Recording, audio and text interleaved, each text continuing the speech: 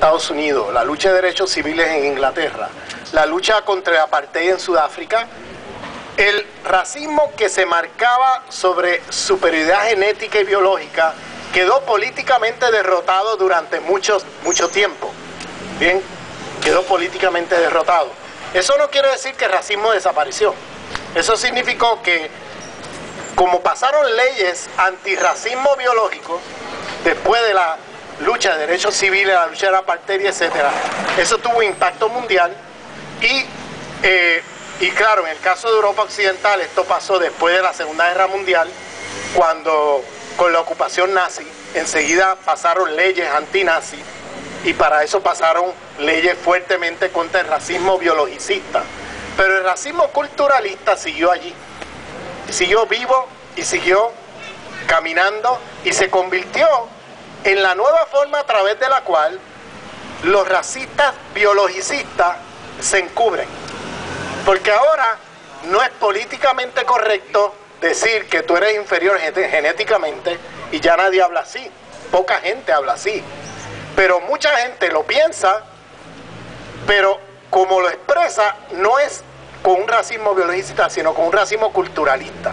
Es decir, marcando las diferencias a través de un argumento civilizatorio, de que esta gente nos respetan, un argumento meritocrático, son salvajes, son bárbaros, son terroristas, y entonces el argumento pasa por un discurso civilizatorio de la superioridad de la civilización occidental frente a la inferioridad de todos estos bárbaros y salvajes que han venido aquí de otras partes y que están haciendo barbaridades en la calle y no sé qué más, ¿no? Entonces, ese discurso es racista y muchos racistas biologicistas hoy día se encubren detrás de este discurso culturalista, pero también hay mucho racismo culturalista muy fuerte, de gente que ya no te va a hablar en términos biologicistas como se hablaba hace 50, 60 años, pero que hoy día te lo van a marcar el discurso racial vía discursos de comportamientos culturales. Entonces van a decir que el comportamiento cultural de esta gente es tal o cual y no sé qué, van a estereotiparte, van a hacer, ¿entiendes? Entonces a través de deshumanizar tu cultura, deshumanizan a los seres humanos y justifican entonces la implementación de métodos de violencia contra estos seres humanos. Entonces, digo esto porque hay una diferencia entre el discurso racista de la época colonial y el discurso racista hoy, porque en la época colonial era mucho más biologicista, ¿no? De manera más abierta y descarada.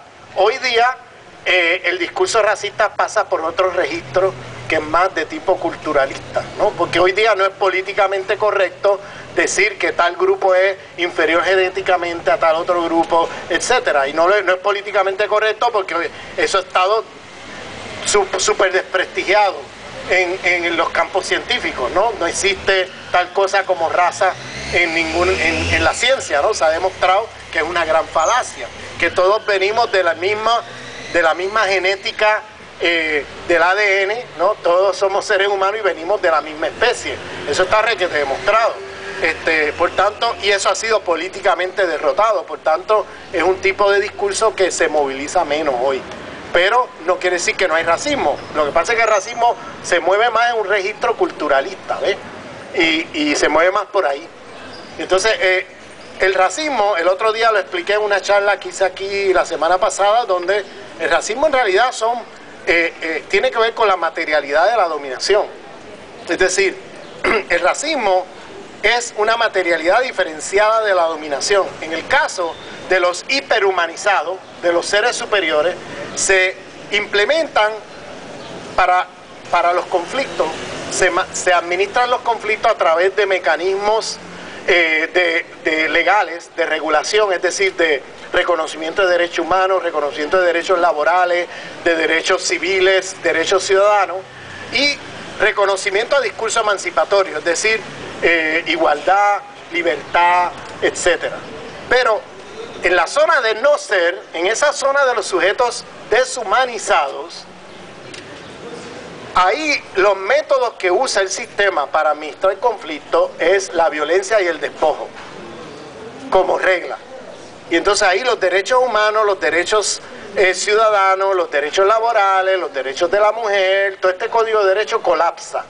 Porque como estos sujetos están deshumanizados, ahí se van a implementar una materialidad de dominación que cada vez que hay un conflicto se resuelve con violencia.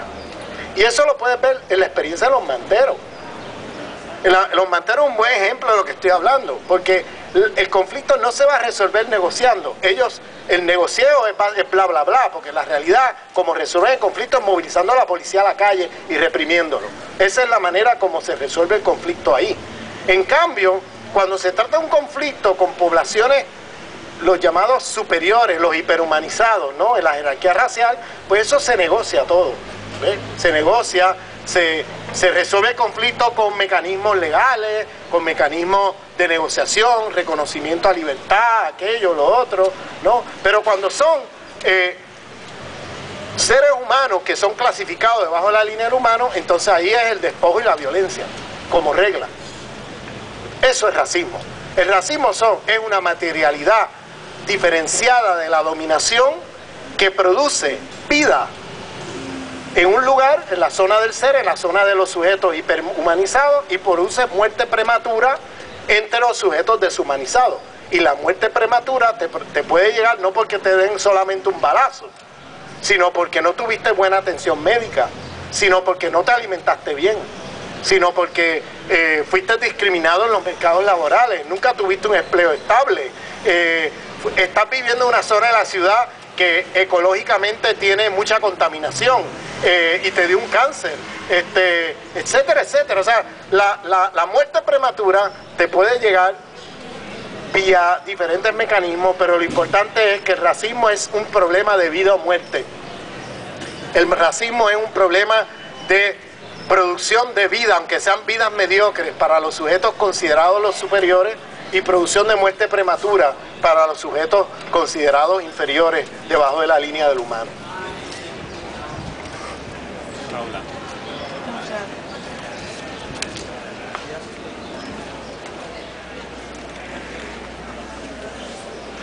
Vale, y entonces en esta misma línea, en el caso concreto de los manteros, ¿bajo qué ideología se entiende que el ayuntamiento diga que ya no es el momento político de hablar de los manteros en el verano, en el agosto de 2017?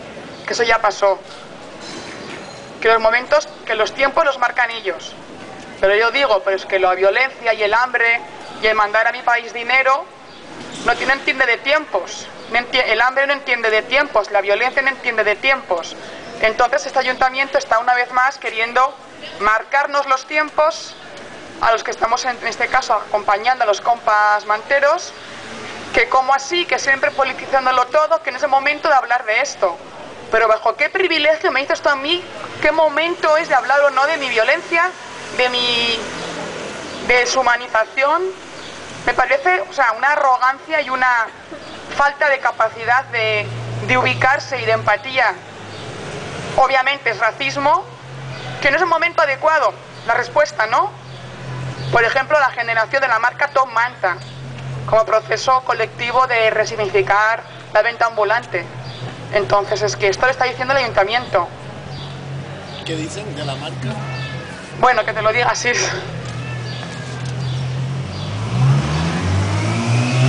Bueno, sobre la marca, nosotros vemos que por un lado hay personas sensibles que están a favor, que están contentos, incluso los pequeños comerciantes.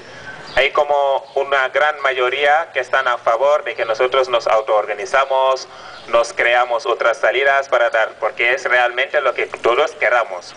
Pero sí que intuimos que hay pequeños, un grupo determinado de los pequeños comerciantes que siguen quejando de que nosotros todavía no hemos conseguido realmente dejar de la calle, porque si realmente creamos nuestra marca y seguimos en la calle, para ellos no es un objetivo, no es una salida. Pero lo más importante de esta marca es que incluye varios proyectos